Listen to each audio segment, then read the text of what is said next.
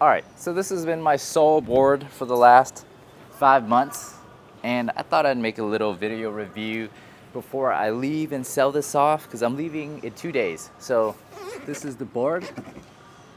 I'll talk about it. This is actually like a 10-year-old board that it's kind of crazy because when you are spoiled, like in California with so many options in boards, and you get to choose whichever brand new board you want or whatever alternative shape you want, you can choose it. But here, it was tough to find anything that was poly, and somehow this just fell into my hands.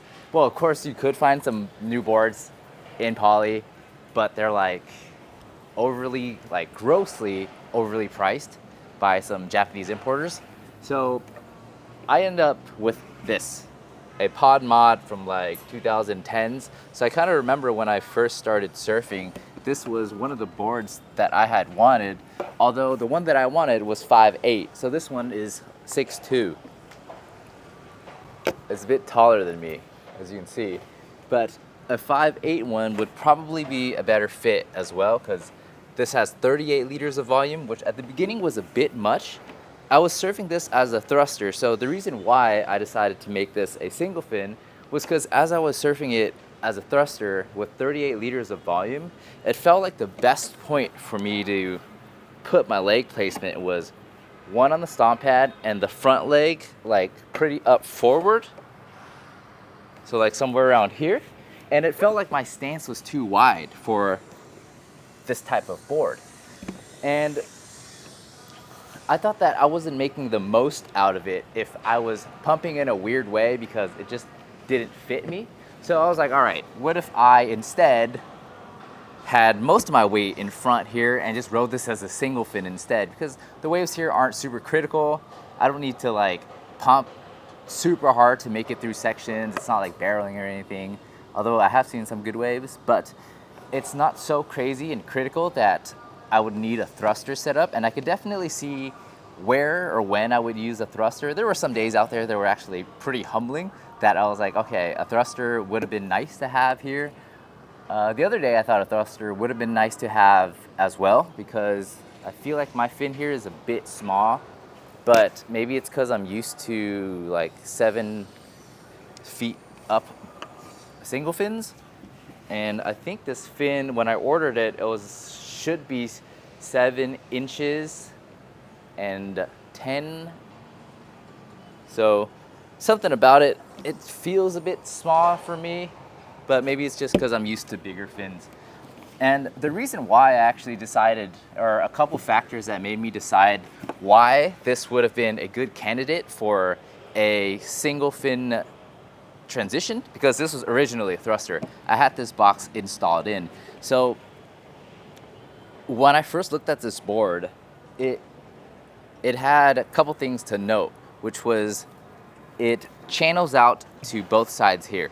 So I was like, okay, if that channels out to both sides here, it could potentially hold with these 2 pintails. So if I'm dropping down and doing like not fully like straight down for a bottom turn, but like maybe with a slight angle, 5-10 degree angle, I'd be able to go basically straight down and then have hold as the rail back here, the hard rails that it has, is holding onto the wave with its tiny little pin, and also with my longer single fin. So I thought that would give me the drop that I would need to build up speed, because a lot of these waves aren't like super critical that you could do the single fin type of style riding.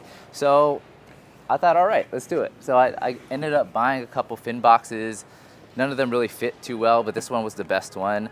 I did experiment with the fins placed forward a bit and then back a bit. I like it right here because this let me just like really drag out my bottom turns.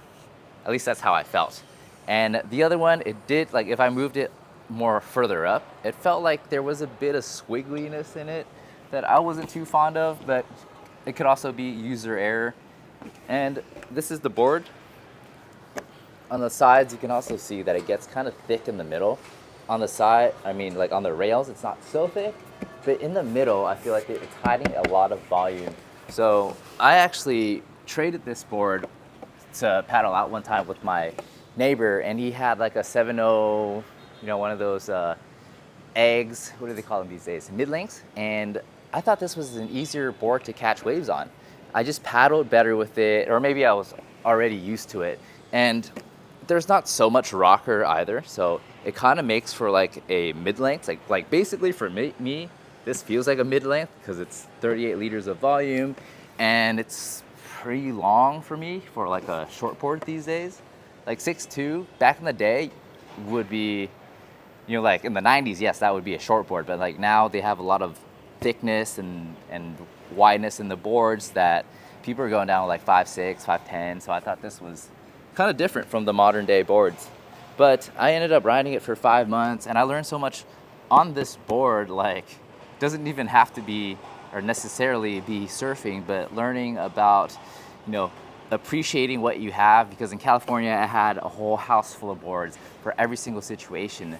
But there are days out here where it's small, and I still have to take this out, and then I'm like paddle battling people with longboards, and then trying to get the best placement and everything. And it really teaches you patience too, and a ton of other things. Like, I can't even quantify all the lessons I've learned from this board and what it's gotten me to do. Like, I've taken walks down the beach just to find a random break somewhere, because it's all beach line. Like, behind me is miles of beach, and it's kind of like California, where I used to love the fact that in California you could drive a few minutes and there will be a new break or an undiscovered break or some far out reef where you can potentially surf on a big day, at least where I was at in San Diego. So this kind of reminded me of that, because it's all sand and it goes for miles. So every single 100 meters, every single spot really is a potential sandbank for you to surf on. And yesterday I had this little spot to myself. I found it was all flat here, but somehow something worked over there, and I had this little ankle to waist high type of wave. It was really fun. It was good shape, and I was just thinking, oh wow, this is pretty awesome. Like, I have this break to myself, and I just sat there, I surfed, and then I got tired, went back in, sat down, and then came back out and surfed again. So this board was it. Maybe here's my farewell video. So just so everyone gets a last look at it. And here's the, rocker profile. But yeah, Channel Island Pod modified. So this is a pod mod, and that's it. Appreciate this board. All right, time for some photos maybe. And then I'm selling it today.